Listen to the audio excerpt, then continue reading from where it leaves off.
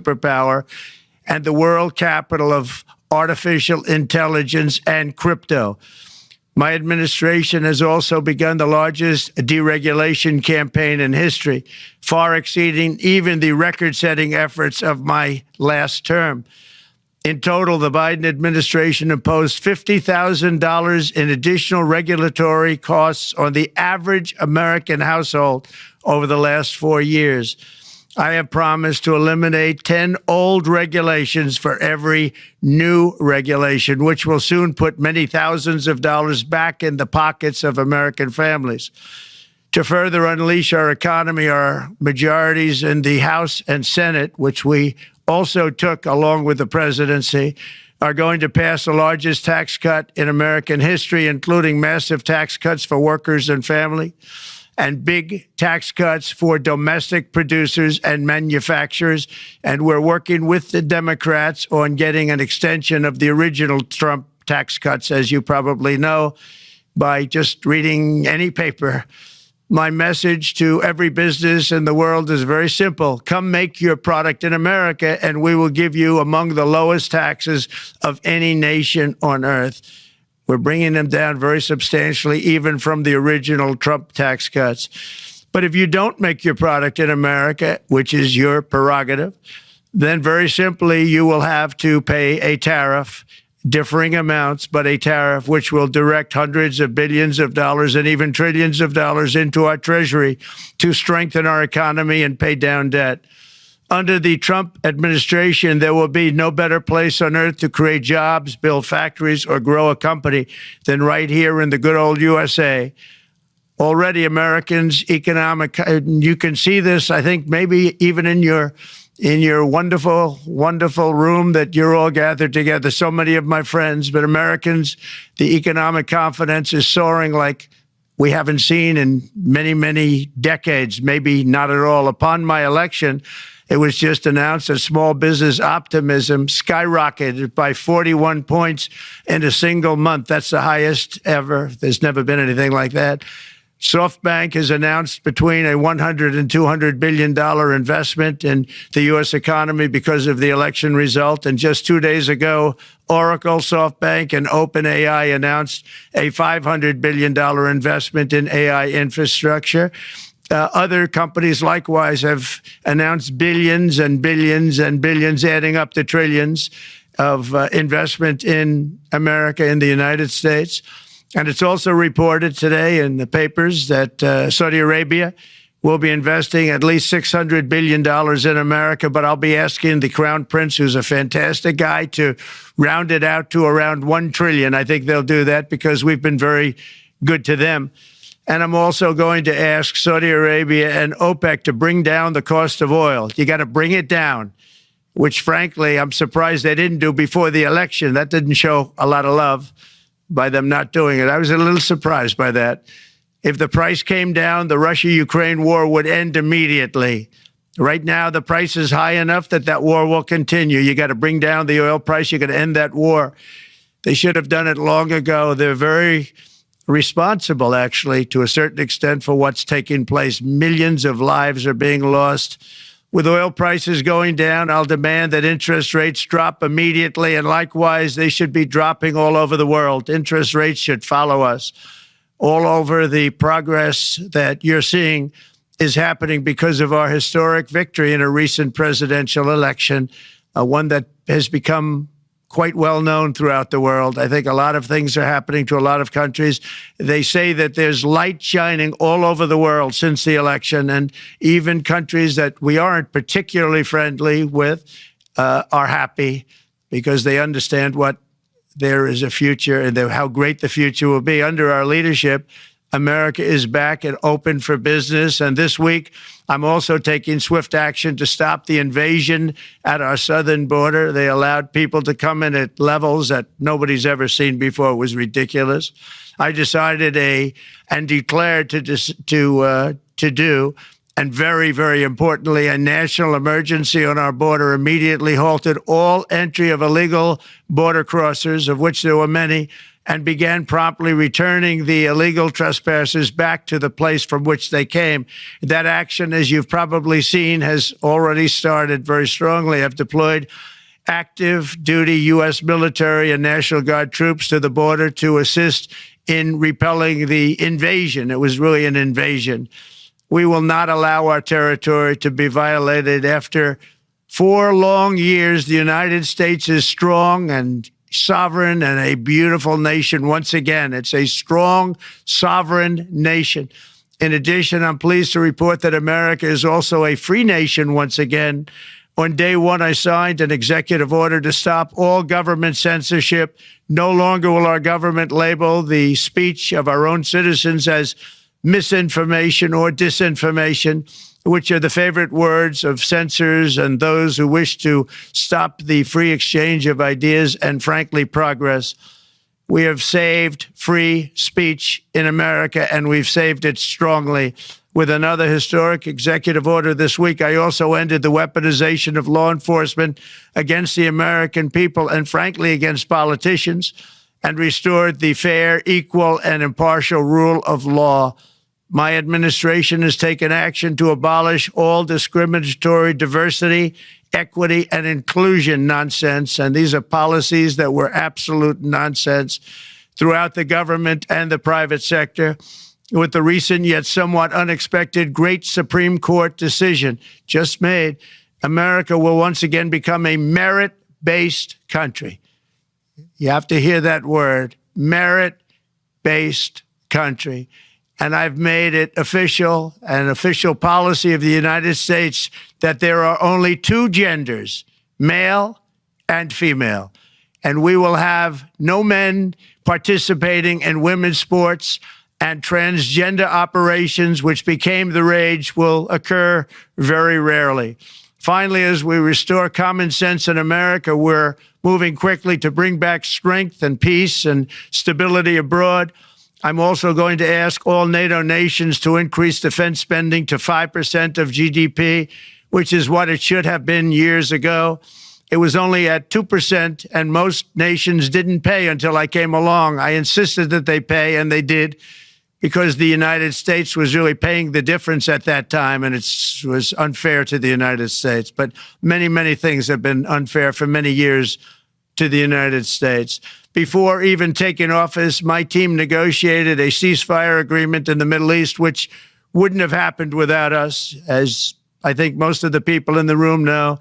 Earlier this week, the hostages began to return to their families. They are returning, and it's a beautiful sight, and they'll be coming in more and more. They started coming back on Sunday. Our efforts to secure a peace settlement between Russia and Ukraine are now hopefully underway. It's so important to get that done. That is an absolute killing field. Millions of soldiers are being killed. Nobody's seen anything like it since World War II. They're laying dead all over the flat fields. It's a flat field farmland. And there's millions of Russians and millions of Ukrainians. Nobody's seen anything like it since World War II. It's time to end it. And here in America, we have big events coming up. Next year, we have the 250th anniversary of America's founding. I'm so honored to be president during that. That's been a big event. They've been talking about it for 10 years. We also have the World Cup. And I understand Gianni's in the room. Infantino, he was very instrumental in helping us get it. He's there with you someplace, I think, and I want to thank him for that. And then we have the Olympics coming up, which I was instrumental in getting also in my first term. And who would have known that by skipping a term, I would get the Olympics? I was upset. I said, you know, I got the Olympics to come and I won't be president. But it turned out through a stroke of luck, or whatever you might call it, that I'm going to be president during the World Cup and the Olympics and the 250th anniversary. So that's going to be 3 big events. And we've accomplished more in less than 4 days. We have really been working 4 days than other administrations have accomplished in 4 years.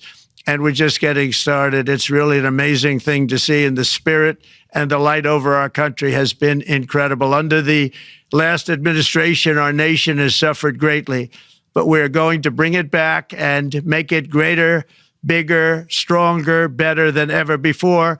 I want to thank everybody for being with you. I would have been there myself, except the inauguration was 2 days ago. I thought it might be a little bit quick to make it the first stop.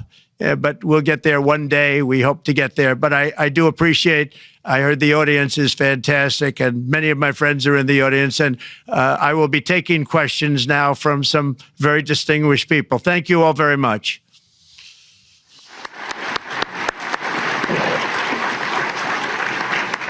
Thank you. Thank you very much, Mr. President, for that very powerful speech. And I think you could hear the applause all the way from Davos to the White House. But next year it will be even better, because then you can get the applause here in Davos. So we wish you welcome to our village next year. We hope to see you. Thank you very much. So we also know, Mr. President, that you open up for interaction here. We have a great panel with some of the most distinguished business people in the world. Let me start with someone that you know really well, that I think is almost a neighbor of you in Florida. Mr. Steve Schwarzman, Chairman, CEO, and co-founder of Blackstone Group. So, Steve, floor is yours. Well, Mr. President, I'm sure the Crown Prince of Saudi Arabia will be really glad you gave this speech today.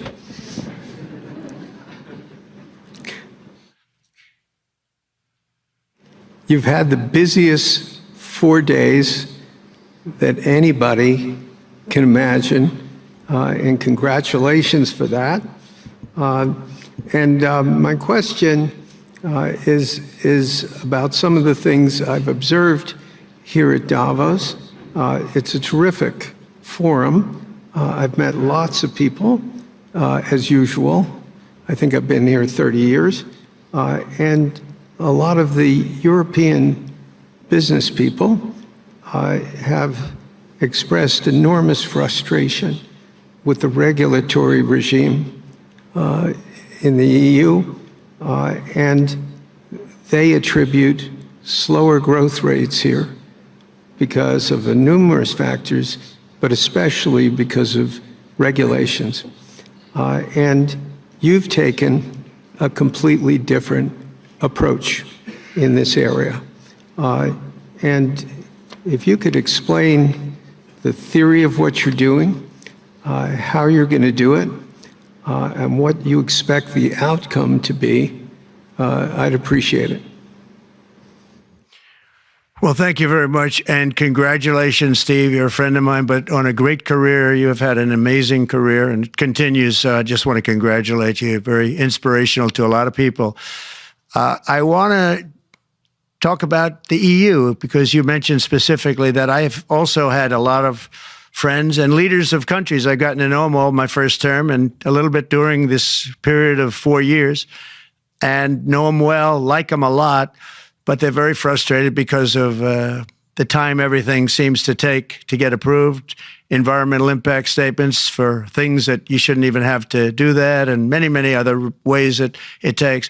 And I'm going to give you a quick little example. In the private life, my beautiful private life, before I had all these things happening, the world is a little different. I had a nice, simple life. You knew that. But when I had that simple life, I did projects. And I had a big project in Ireland. And it had to get approval on something that would have made it even better.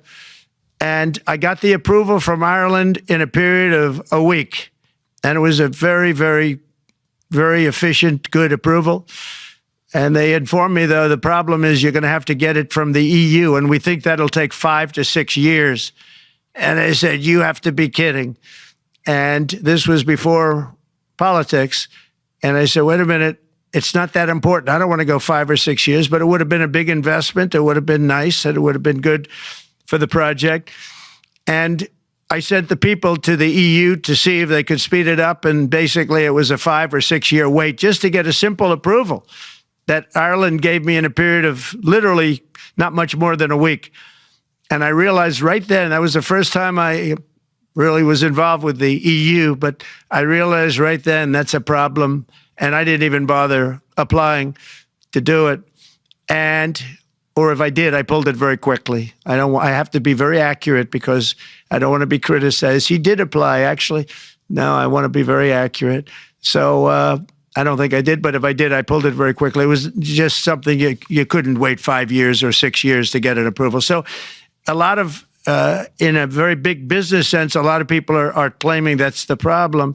From the standpoint of America, the EU treats us very, very unfairly, very badly.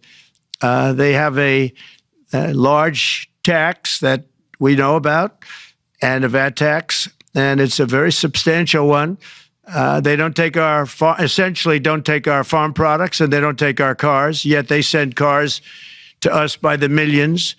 They put tariffs on things that we want to do. Like, for instance, I think they actually, in terms of, these are non-economic or non-monetary tariffs, and those are very bad, and they make it very difficult to bring products into Europe, and yet they expect to be selling, and they do sell their products in the United States. So we have, hundreds of billions of dollars of deficits with the EU, and nobody's happy with it, and we're going to do something about it, but nobody's happy with it. So I think the EU has to speed up their process.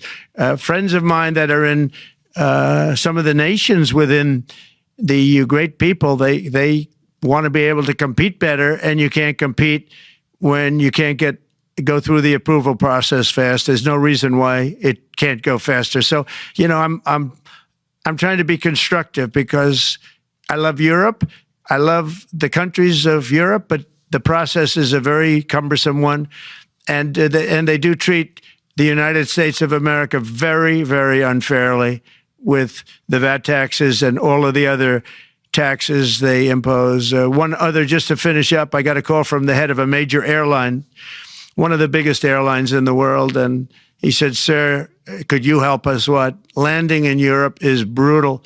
They charge us fees for everything, and it's so unfair." I said, "How does it compare to China?" He said, it's much worse.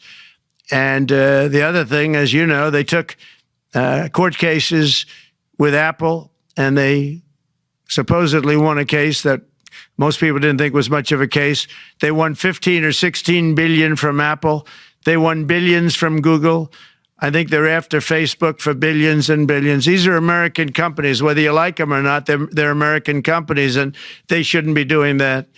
And that's, as far as I'm concerned, it's a form of taxation. So we have some very big complaints with the EU. Thank you. Thank you very much, Mr. President. We'll now go to one of your friends in the EU, Patrick Pouyanné.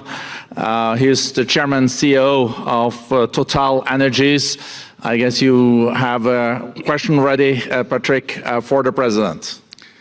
Mr. President, as we understand, energy is at the top of your agenda, and it's an honor for me to represent the energy industry tonight. In this panel, Total Energies is indeed the fourth largest oil and gas and electricity company in the world. I will not ask you a question about the oil price. It's quite clear what you expect from us. I will go to gas more. And our company is the largest #1 exporter LNG from the U.S. company. We are a strong contributor to, and we invest in a mammoth LNG projects in Texas, $20 billion. It's far from 200, but it's $20 billion. And we contribute with that to security of supply to Europe, as we export this LNG to Europe. Some experts fear that if there are too many projects developed in the US on LNG, this could have an inflationary impact on the US domestic gas price. And they recommend a pause on these projects. I would ask you the following question: what are your views about such a pause on investments on LNG in the US? What would happen if you would observe an increased domestic gas price because of these exports? And final question, which is important for Europe: would you agree to guarantee security of supply of US LNG to Europe? Well, in the last part of your question, yes, I would. I would make sure that you get it. If we make a deal, we make a deal, you'll get it. because a lot of people do have that problem. They make a deal and then it can't get supplied because of war-type problems and other problems. So we would absolutely do that. LNG is very interesting because when I took office for the first term, one of the first things I looked at was there were two very massive plants in Louisiana, a state that has been very good to me, won it by many, many points. And I felt strongly indebted to it, actually. And they said there are two plants that have been under environmental consideration for more than 10 years. And they were costing, as you say, you know how expensive those plants are, but they were costing like 12 billion and I think 14 or 15 billion, but they couldn't get their permits. They were in review for years, many, many years, like a decade or more. And I said, so ridiculous. I know so much about that because in the construction industry, I had to go through it too, but I got good at it after a while. But I saw the projects, and you're talking about a total investment of 25 to $30 billion, and it looked like it was going to end. They couldn't get their permits, and I got them done in less than a week. It was done, completed. In fact, when they called them to announce that it was done, the countries, largely countries, Japan was involved and another country and some very big investors, they couldn't believe it. They actually couldn't believe it. And I said, just do yourself one favor. Don't pay any consultants, because the only one that got it done was me. I got it done because it was the right thing to do for the U.S. and for the world, but the consultants had nothing to do with it. You know, the consultants go in and they say, give us millions of dollars because Trump did it. Nobody called me about it. I just heard it was a problem for years. And I got it done because it was the right thing to do for the U.S. and the right thing to do for beyond. It had to do with energy, very important. So I think it's very important. I think I disagree with one. I think the more that you do, the lower the price is going to go. And what I'd like to see is rapid approvals. We're going to give very rapid approvals in the United States, like with the AI plants, talking to many people want to build them. That's going to be a very big thing. We're going to build electric generating facilities. They are going to build. I'm going to get them the approval. Under emergency declaration, I can get the approvals done myself without having to go through years of waiting. And the big problem is we need double the energy we currently have in the United States. Can you imagine? For AI to really be as big as we want to have it, because it's a very competitive, it'll be very competitive with China and others. So I'm going to give emergency declarations so that they can start building them almost immediately. And I think it was largely my idea because nobody thought this was possible. It wasn't that they were not smart, because they're the smartest, but I told them that what I want you to do is build your electric generating plant right next to your plant as a separate building, connected. And they said, wow, you're kidding. And I said, no, I'm not kidding. You don't have to hook into the grid, which is old and, could be taken out. If it's taken out, they wouldn't have any way to get any electricity. So we are going to allow them to go on a very rapid basis to build their plant, build the electric generating plant. They can fuel it with anything they want, and they may have coal as a backup, good, clean coal, If there were a problem with a pipe coming in, as an example, you're going with gas, oil or gas, and a pipe gets blown up or for some reason doesn't work, there are some companies in the U.S. that have coal sitting right by the plant so that if there's an emergency, they can go to that short-term basis and use our very clean coal. So that's something else that a lot of people didn't even know about, but nothing can destroy coal, not the weather, not a bomb, nothing. It might make it a little smaller, might make it a little different shape, but coal is very strong as a backup. It's a great backup to have that facility, and it wouldn't cost much more money. And we have more coal than anybody. We also have more oil and gas than anybody. So we're going to make it so that the plants will have their own electric generating facilities attached right to their plant. They don't have to worry about a utility. They don't have to worry about anything. And we're going to get very rapid approvals. Thank you. Thank you so much, Mr. President. We'll now go to another CEO that you know very well, Brian Moynihan, the CEO and Chair of Bank of America. Good afternoon, Mr. President, and congratulations, and obviously an eventful week for you and your family. If you remember 5 years ago, you came here and we walked among 150 CEOs from all over the world, and you engaged with them about your policies and your procedures. This year, you're not here, and yet this week was eventful from the orders that you mentioned earlier, literally a wave of orders coming out on immigration, on trade, and many other matters. And so, as a representative of the United States here, we got a lot of questions about what does all this mean and how would the president square this with his clear focus on growth, prosperity, market growth, stock market growth, a good bond market, and bringing down prices. So how do you think about the impact of all these orders and how fast they come out, and how you're going to balance them with that scorecard of being successful in both continuing GDP growth, bringing down inflation, and also having a good stock price appreciation for the American citizen? Well, I think it's going to actually bring down inflation. It's going to bring up jobs. We're going to have a lot of jobs. We're going to have a lot of companies moving in. You know, Brian, we're at 21%. It was at 40%, and I got it down to 21%, the corporate tax. And it was actually, if you look at state and city, it was in many cases much higher than 40%. I got it down to 21%. And now we're going to bring it down from 21 to 15% if, there's a big if you make your product in the U.S. So we're going to have the lowest, just about the lowest rate. It'll be, the 21 is on the low side worldwide. The 15 is about as low as it gets.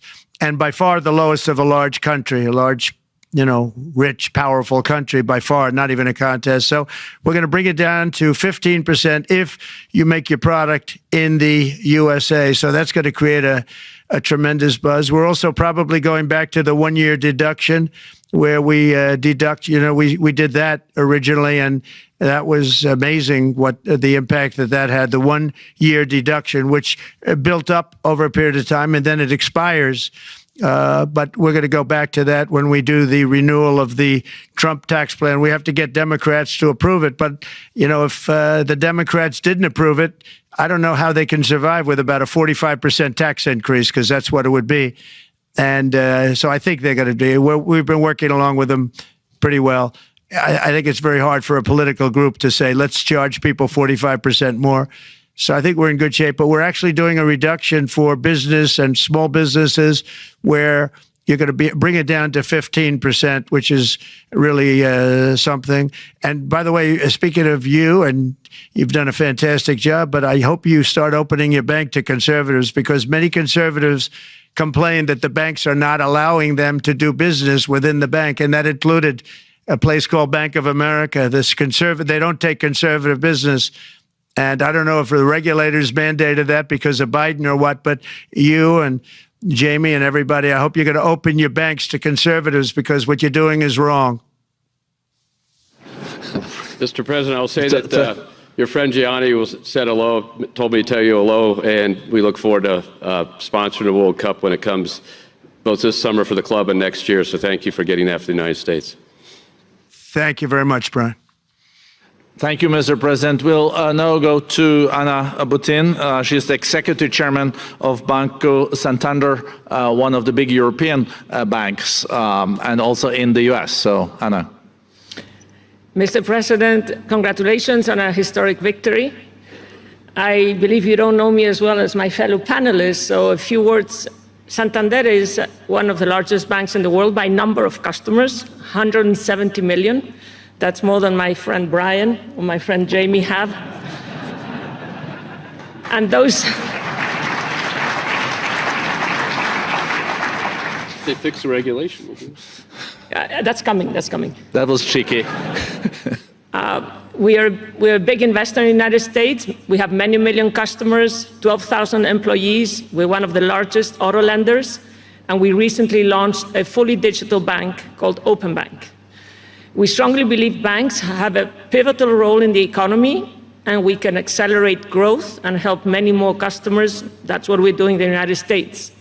So, as Brian pointed out, we very much welcome your focus on deregulation and reducing bureaucracy. So my question is, what are your priorities in this regard, and how fast is this going to happen? Thank you very much. I think it's going to, thank you and congratulations. I know very much about your bank, and you've done a fantastic job. Congratulations.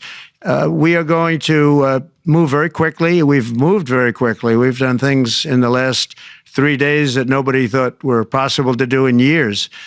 And it's all taking effect. It's going to have a huge impact on the economy, a huge positive impact. Money was being wasted on crazy things. I mean, the Green New Deal was such a total disgrace, how that was perpetrated. And it was conceived of by people that were average students, less than average students, I might add, and never even took a course in energy or the environment. It was just a game. Remember, the world was going to end in 12 years? Remember that? Well, the 12 years has come and gone. It was going to end. It was going to all foam into earth. But, you know, the time has come. These people, and they really scared the Democrats large. I can't say the Republicans. The Republicans maybe could have fought harder to stop it, but it's been a tremendous waste of money. You know, during my 4 years, we had the cleanest air, we had the cleanest water, and yet we had the most productive economy in the history of our country. We had the most productive economy until COVID came. We had the most productive in the history of our country by far, and actually, you can look worldwide. We were beating everybody from China to everybody else. So, and we think we really now, with what we have learned and all of the other things that have taken place, we think we can even far surpass that, actually far, far surpass it. But we do, one thing we're going to be demanding is we're going to be demanding respect from other nations. Canada, we have a tremendous deficit with Canada. We're not going to have that anymore. We can't do it. I don't know if it's good for them. As you probably know, I say you can always become a state. And if you're a state, we won't have a deficit. We won't have to tariff you, et cetera, et cetera. But Canada has been very tough to deal with over the years. And it's not fair that we should have a $200 billion or $250 billion deficit. We don't need them to make our cars, and they make a lot of them. We don't need their lumber because we have our own forests, et cetera, et cetera. We don't need their oil and gas. We have more than anybody. So, you know, just as an example, with Mexico, we're dealing with Mexico, I think, very well. And we're just, you know, we just want to be treated fairly with other nations, because there's hardly a nation in the world, and I blame this on us, and I blame it on politicians that, for some reason, mostly it's stupidity, but you could also say other reasons, but mostly stupidity. They've allowed other nations to take advantage of the U.S., and we can't allow that to happen anymore. You know, we have debt. It's a very small debt when you compare it to the value of the assets that we have, but we don't want to do that. We want to just have debt be obliterated, and we'll be able to do that fairly rapidly. And a lot of good things are going to happen. And honestly, good things are going to happen for the world, and good things are going to happen for the people that are dealing with us, allies and beyond allies. One thing very important, I really would like to be able to meet with President Putin soon and get that war ended. And that's not from the standpoint of economy or anything else. It's from the standpoint of millions of lives are being wasted. Beautiful young people are being shot in the battlefield. You know, the bullet, very flat land, as I said, and the bullet goes, there's no hiding. And a bullet, the only thing going to stop the bullet is a human body. And you have to see, I've seen pictures of what's taken place. It's a carnage, and we really have to stop that war. That war is horrible. And I'm not talking economy. I'm not talking economics. I'm not talking about natural resource. I'm just talking about there's so many young people being killed in this war, and that's not including the people that have been killed as the cities are being, you know, knocked down building by building. So we really should get that stopped. Likewise, in the Middle East, I think we've made a lot of progress in the Middle East, and I think that's gonna come along pretty well. Thank you. Thank you, Mr. President. We know that the most consequential relationship in the world is between the U.S. and China. U.S. 28% of the global economy, China close to 20%. That's almost half of the global GDP. And we know that you called President Xi Jinping last Friday. We heard that you had a good discussion. How do you see the relationship between the U.S. and China in the next 4 years under your leadership? He called me. but I see it very good. I think that we're going to have a very good relationship. All we want is fairness. We just want a level playing field. We don't want to take advantage. We've been having massive deficits with China. Biden allowed it to get out of hand. He's $1.1 trillion deficit. It's ridiculous. And it's just an unfair relationship. And we have to make it just fair. We don't have to make it phenomenal. We have to make it a fair relationship. Right now, it's not a fair relationship. The deficit is massive, as it is with other countries, a lot of Asian countries, actually. But we have deficits that are very big, and we can't keep doing that. So we're not going to keep doing that. But I like President Xi very much. I've always liked him. We always had a very good relationship. It was very strained with COVID coming out of Wuhan. Obviously, that strained it. I'm sure it strained it with a lot of people, but that strained our relationship. But we always had a great relationship, I would say, and we look forward to doing very well with China and getting along with China. Hopefully, China can help us stop the war with, in particular, Russia, Ukraine. They have a great deal of power over that situation, and we'll work with them. And I mentioned that with during our phone conversation with President Xi, and hopefully we could work together and get that stopped. We'd like to see denuclearization. In fact, with President Putin, prior to an election result, which was frankly ridiculous, we were talking about denuclearization of our two countries, and China would have come along. China has a much smaller, right now, nuclear armament than us, or field than us, but they're going to be catching it at some point over the next 4 or 5 years. And I will tell you that President Putin really liked the idea of cutting way back on nuclear. And I think the rest of the world, we would have gotten them to follow. And China would have come along too. China also liked it. Tremendous amounts of money are being spent on nuclear. And the destructive capability is something that we don't even want to talk about today because you don't want to hear it. It's too depressing. So we want to see if we can denuclearize, and I think that's very possible. And I can tell you that President Putin wanted to do it. He and I wanted to do it. We had a good conversation with China. They would have been involved, and that would have been an unbelievable thing for the planet. Mr. President, when you're back here in Davos next year, will there be then a peace agreement with Ukraine and Russia by then? Well, you're going to have to ask Russia.